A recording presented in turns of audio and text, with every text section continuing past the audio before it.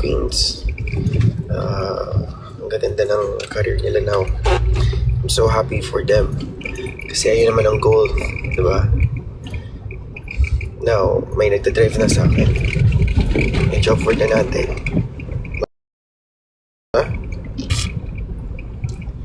Sana hindi matapos yung ganito. Sana lagi kami may mga gigs.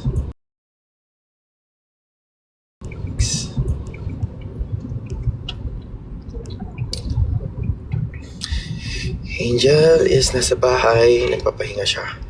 Kasi kahapon galing siyang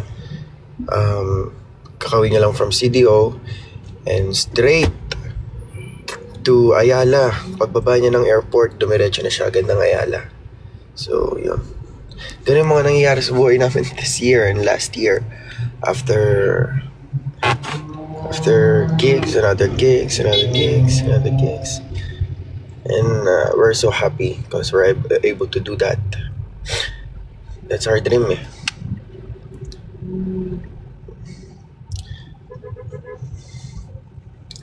And hindi ako nagka-cancel ng mga opportunities as long as na, alam mo yun, as long as na meron, kinukuha ko talaga kasi hindi naman laging meron na ganito, hindi natin alam yung future natin kung saan ako pupunta.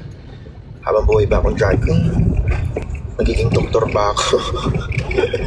Magiging astronaut ba ako? I can't help